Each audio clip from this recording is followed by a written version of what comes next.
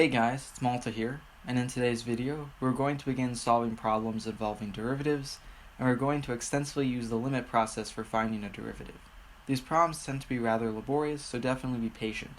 Some of the concepts that we learned from Chapter 1 regarding approaches to finding a limit will be replicated here as well. Hopefully this video, along with the previous one, will help form the foundation of your understanding of derivatives and their function.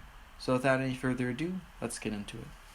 So this first question that we have here is relating to estimating the slope from a graph at two specific points. So we have first point x1, y1 that we're looking at, and then we got the second point over here, x2, y2. And the first thing that I want to point out is what's been very helpful about this graph is we have these blue lines here. We have first this horizontal one, second this one that's vertically rising. And these blue lines, they actually represent the slope at these specific points. And so if we can just figure out the slope of the blue line, we're going to be good, and we're actually going to be able to figure out the slope at x1, y1, and then subsequently at x2, y2. So let's try and figure out the slope of these horizontal and I guess this one vertical line. So to begin with this x1, y1 slope here, as you can see, we have this horizontal line. And a horizontal line, whatever you're dealing with, it always has a slope of 0. So in this instance, what we can say is that at x1, y1, so I'll just mark this like this, at x1, comma, y1, our slope is 0 because of the fact that this is a horizontal line here. This blue line, which is representing the slope of x1, y1, is horizontal, and a horizontal line always has a slope of 0, so thus we know that the point x1, y1, its slope is 0. Alright, now let's go on to another one here. So at x2, y2, as you can see, it's a little more tricky. We don't have a horizontal line or a vertical line. We have, a line that's, vertically rising for the most part, but it also has some movement horizontally.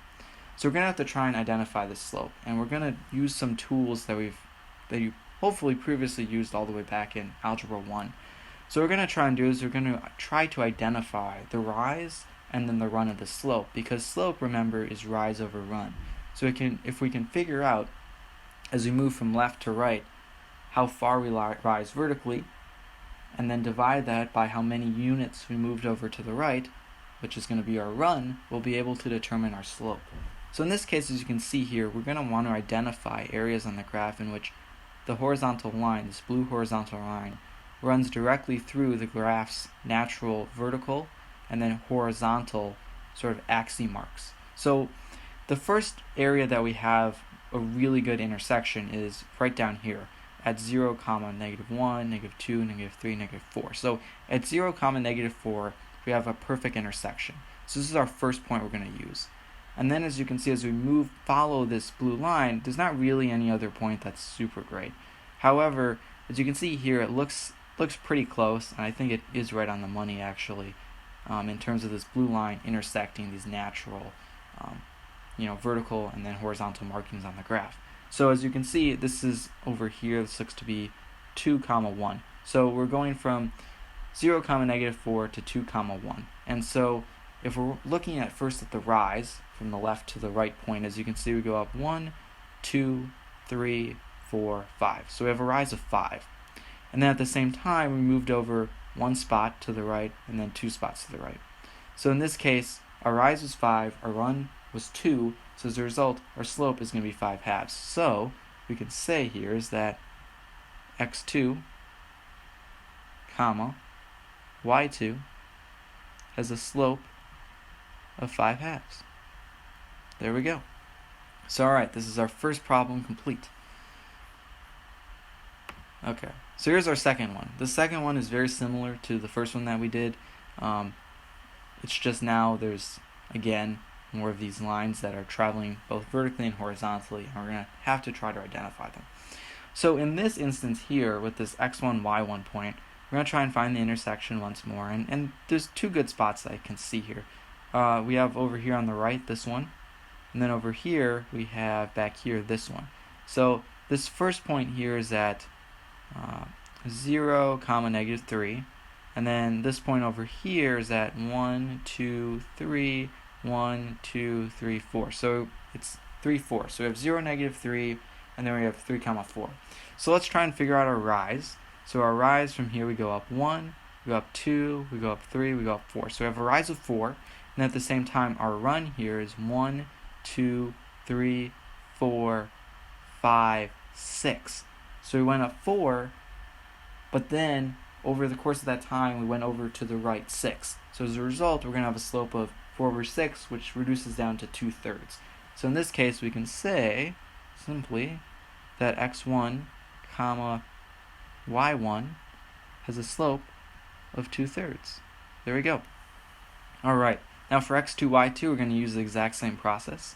The first point that I can see really matching up nicely is right here, and this looks to be at -2 comma 1, 2, 3, so -2, 3, and then the next point that we have that matches up nice is over here at 3 comma 1.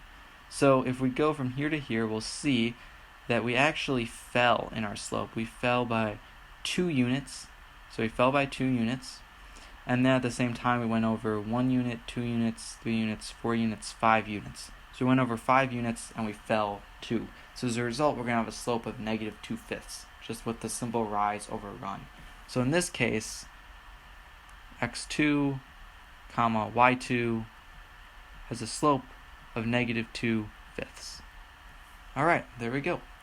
So now, for these following questions, we're going to have it's going to be a little bit different in this case. And we're going to have to, it says identify or sketch each of the quantities on the figure. So they want first the function's value at 1 and at 4. So this is quite easy actually. I mean, if you look, the function at 1 has a value of 2, the function at 4 has a value of 5. So quite simply, we can just say f of 1 is equal to 2 and f of 4 is equal to 5. So there we go. That's the first part complete.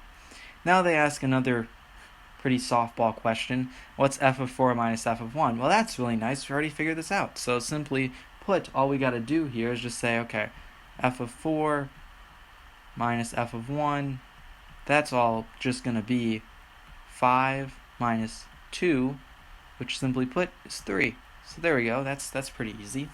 Now then part C gets a little more tricky here. They introduce this little formula they want us to use. So they want us to say y equals f of 4 minus f of 1, which we already identified, over 4 minus 1 times x minus 1 plus f of 1. So this is a little bit of a wonky formula is how I would describe it. So for this one, we're going to say here is we can say that y equals, we're going to have for our first part 5, because that's f of 4, minus f of 1, which is 2, all over, in this case, 4 minus 1, as they give to us, times x minus 1, which is given, and then I should say plus f of 1, and f of 1, mind you, was 2. So there we go.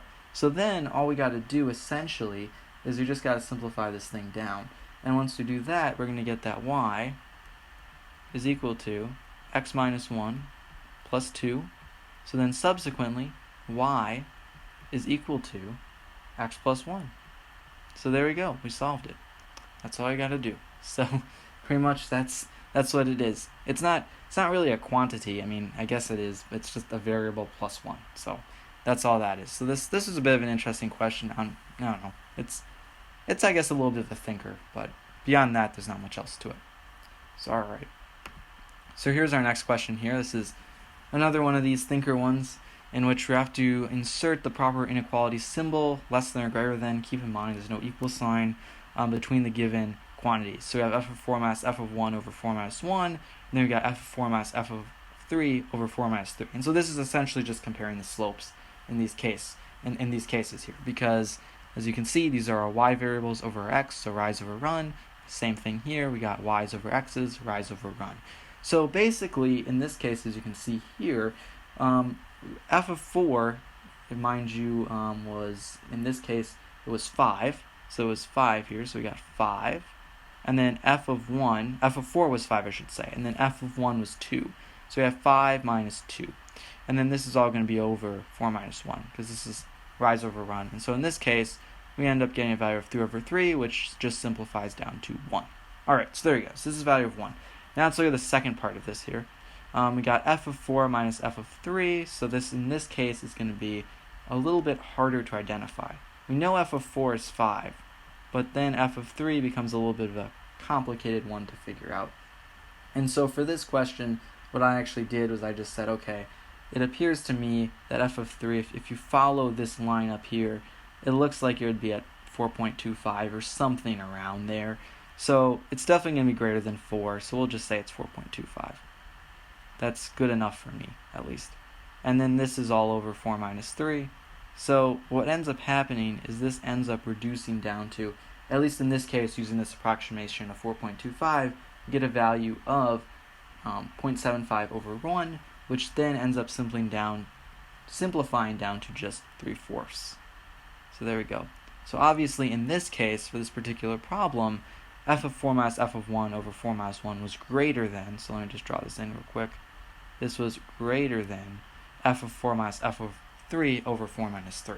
So that's pretty much just how you gotta do this first. Alright, so for this second part of this problem here, as you can see, we're dealing with a pretty similar problem as previously. So what's really nice actually is we actually have the same value here that we did previously, and we know that this f of 4 minus f of 1 over 4 minus 1 yields a result of 1. So essentially all we gotta do is figure out, is the slope at 1 greater than or equal to a value of 1?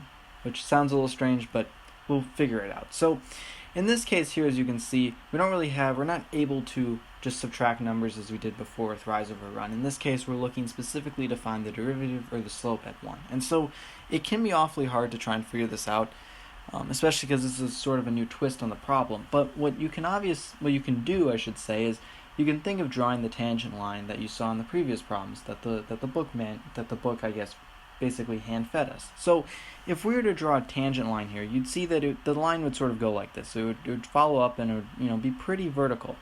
And the thing is, what we know is if we were to have a slope of 1, it would be much more horizontal. It would go more like this. It would be more like this when in reality we're looking with something like this. So as a result, we can say that certainly we can expect that the slope here, or the derivative at f of 1, is going to in fact be greater than this pre-existing slope that we have here that yields a value of 1.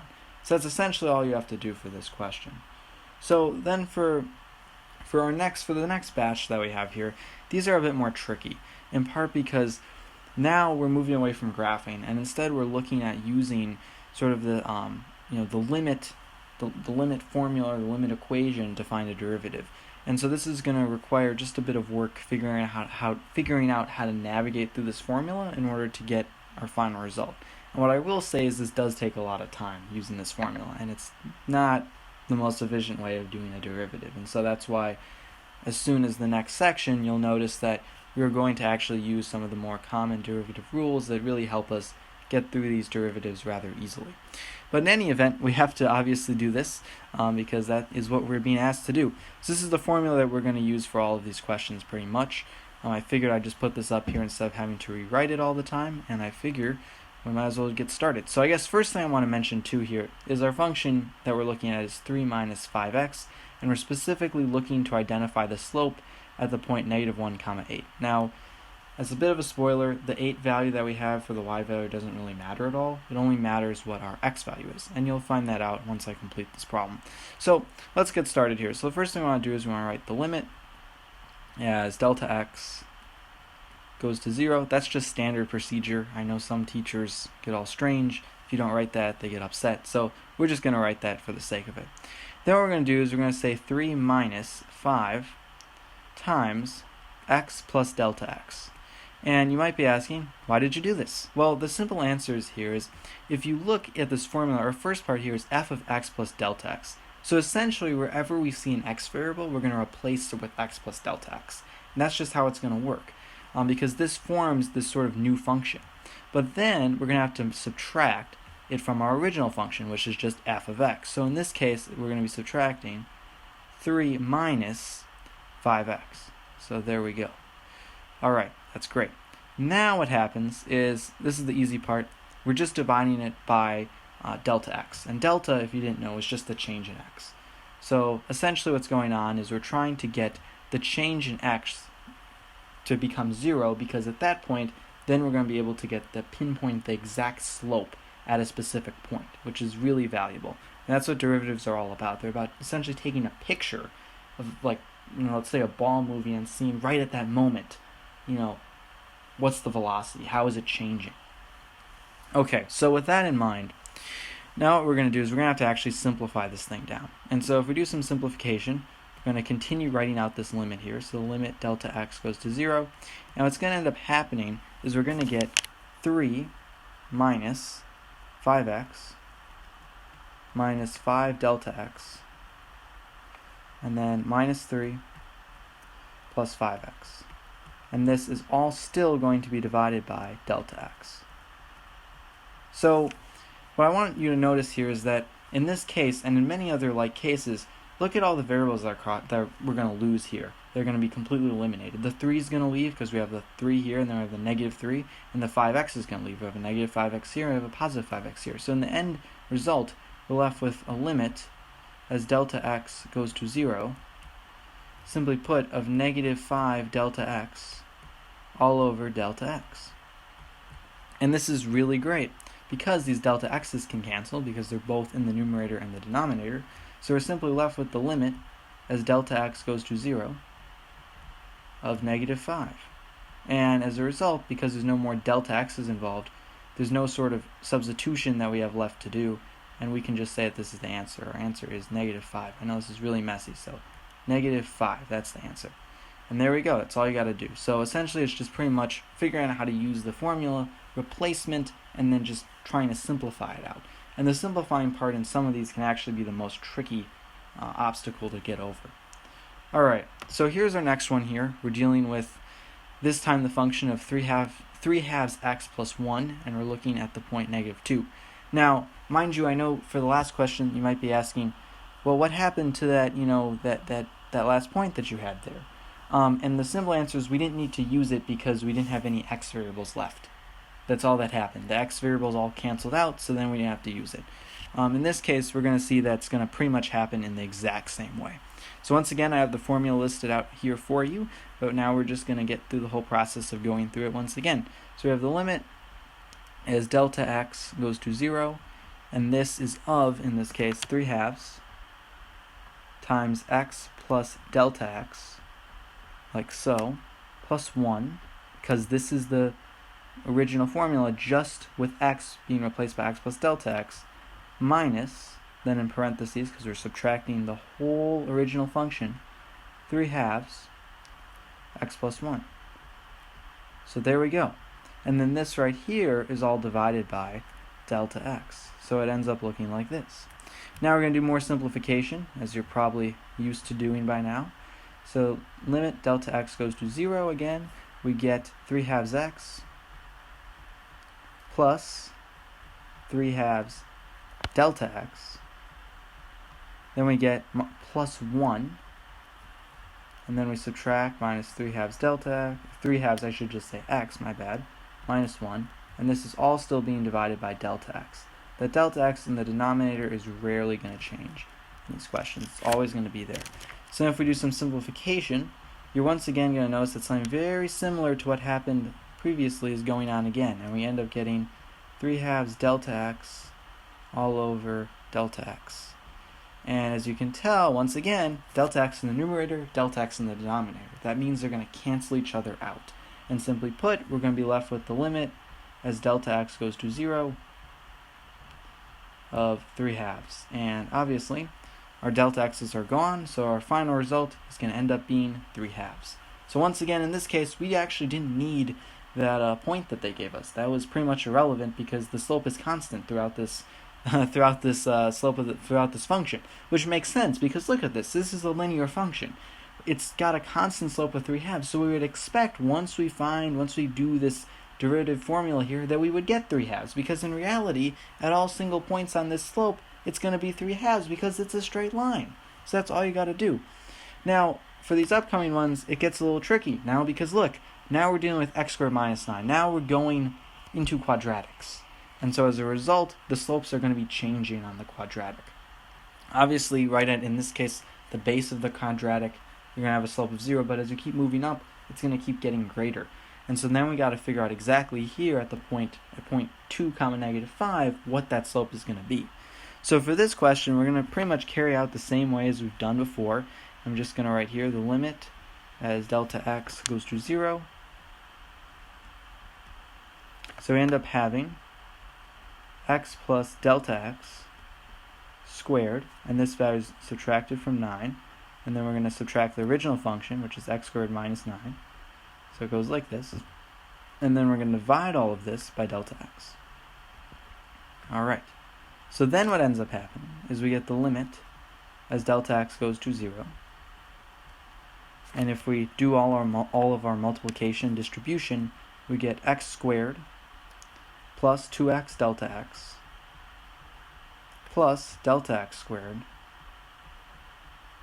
and then subtracting 9, then subtracting x squared, and then finally adding 9, and this is still all over delta x. So there we go.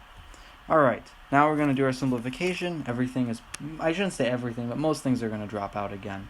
So we have the limit as delta x goes to 0. Stuff drops out, and we get 2x delta x plus delta x squared all over delta x. Alright, so now I want to point something out real quick. As you can probably tell here, for our first time, we're not going to be able to cancel out all these delta x's. We have a delta x here and a delta x here. This one will go. But this one over here, this delta x squared, this is going to leave a delta x once we divide. And so I want to just show you how this will turn out and what we're going to actually do to solve this question. So this is going to end up simplifying down to the limit as delta x goes to 0 of 2x plus delta x. And from here, what's going to happen is we're going to actually replace delta x with 0, because that's what the whole limit is. The limit is as delta x goes to 0. So we're going to replace delta x with 0, and we're going to get 2x plus 0. And I know this looks a little futile, because it is, because this eventually all simplifies down to 2x. Now some of you might be like, oh, we're done, right? Well, the answer is no, we are not done. We have 2x, and because we have an x here, this means that we have to look back to this original point, this point of 2 comma negative 5.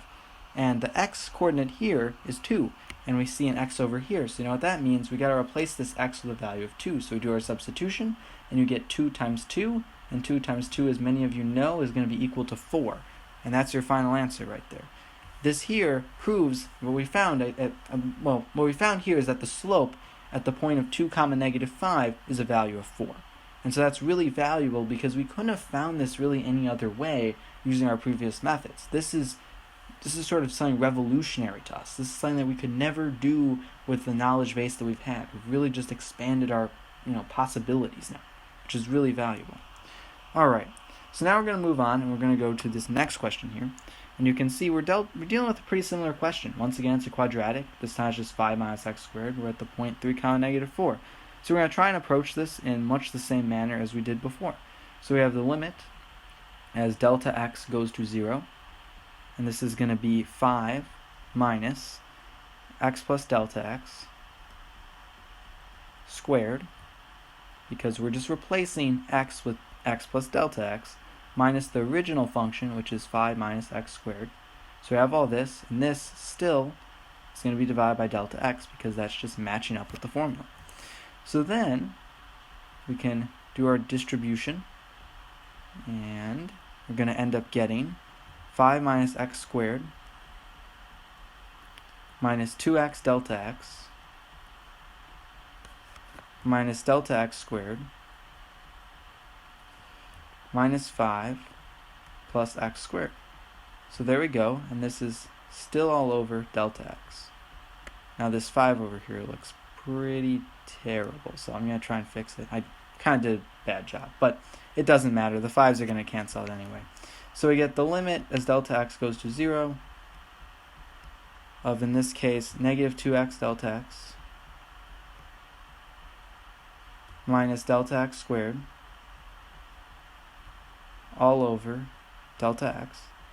And once again, as you can see, we're not going to be able to completely cancel out the delta x's here, because this is a delta x squared. So it's just following a pretty similar method as before. So we're going to get the limit as delta x goes to 0 of, in this case, negative 2x minus delta x. And now at this point we have to do our substitution, obviously, because we have the limit as delta x is going to 0. So we're going to get negative 2x minus, in parentheses, 0, which yields a result of negative 2x. And once again, we have this negative 2x, so we have to refer back to this point all the way over here, which is 3. This is the x coordinate. So then we're going to say we have negative 2 times 3, which is a value of negative 6. So we can now affirmatively say that the slope, in this case, at this point of x equals 3 is negative 6 for this quadratic equation. And that, once again, is something that we could not have done with our previous knowledge. And so this is why this is so important. We're able to find slopes of things that are changing, which is really, really valuable. Alright, so here's our next question here. It's a little bit different.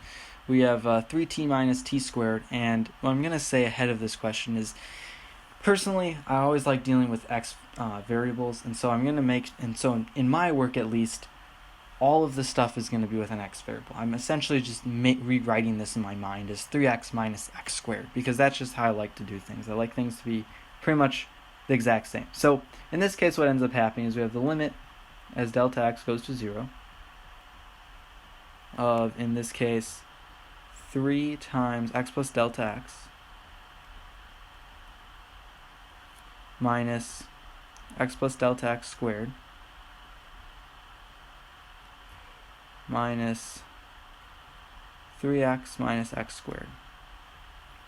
And then what's going to end up happening here is this is what we have in our numerator. In our denominator, we still have delta x.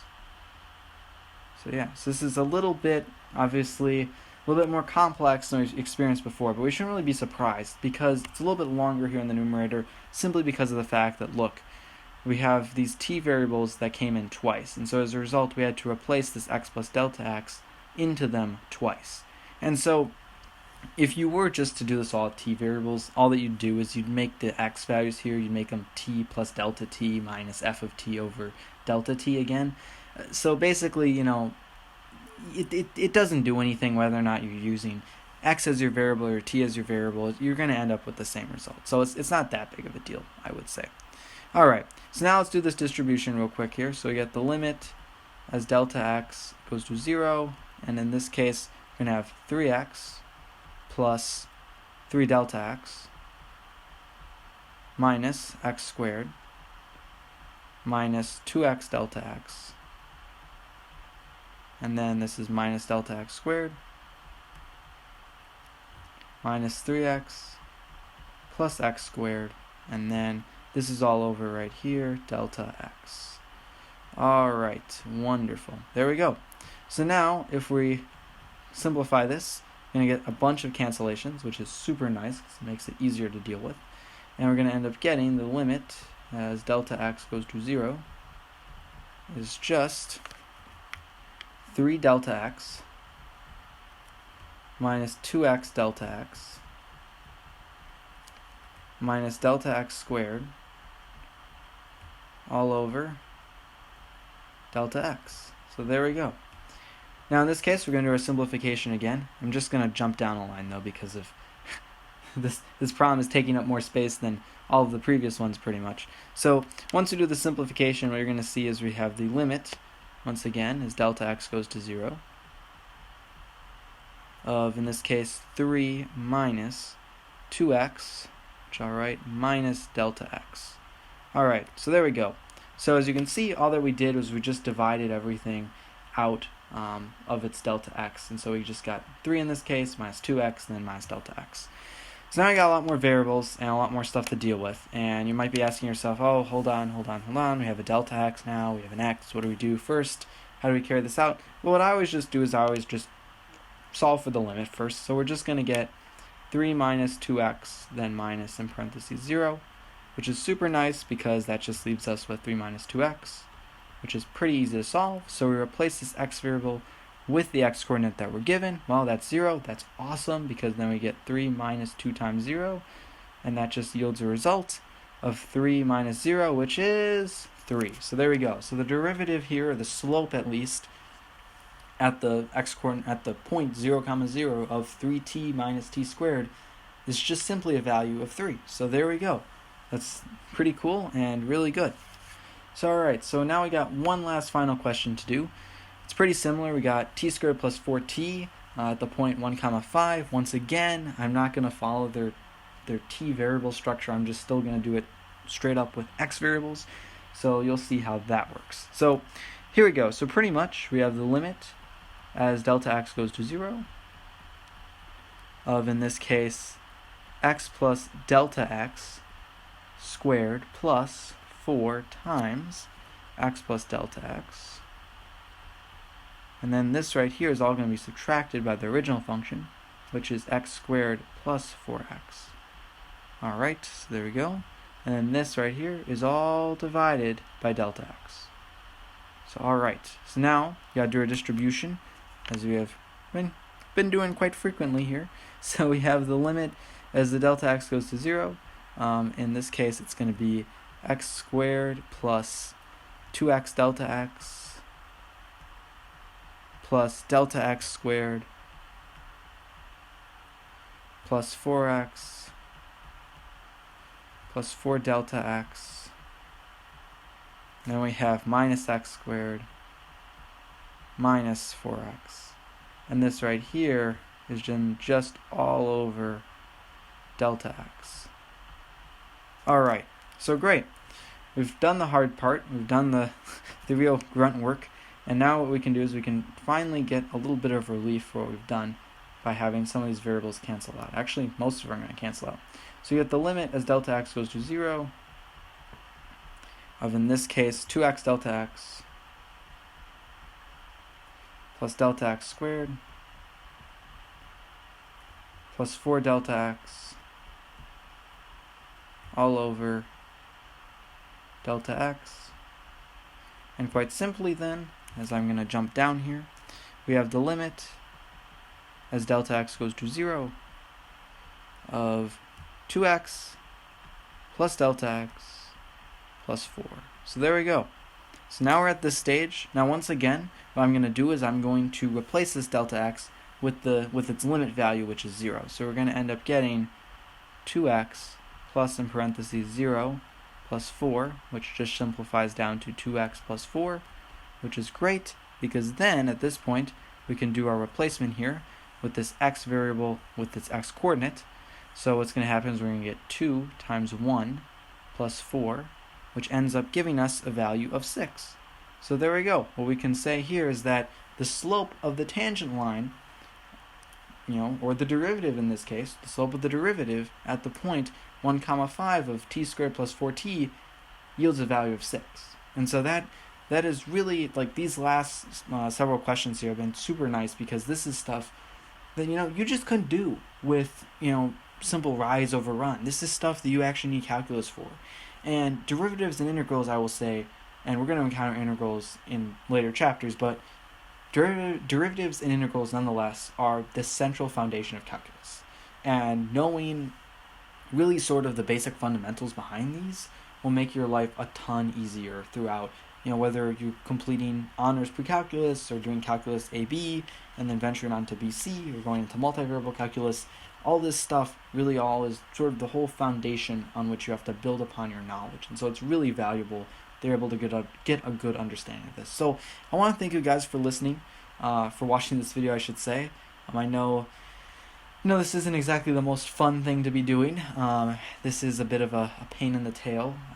I was here doing this stuff just a couple years ago when I was in my honors pre-calculus class, and needless to say, I did not like this sort of activity. It's a lot of work, trust me. You have to keep using this formula, which is annoying, and it really stinks knowing that there is better, easier, faster ways, far more efficient ways, I should say, to actually solve these derivatives. But once again, I want to thank you guys for watching, and if you like this video, be sure to give it a like. And if you want to see more content like this in the future, I definitely suggest subscribing. So once again, thank you guys.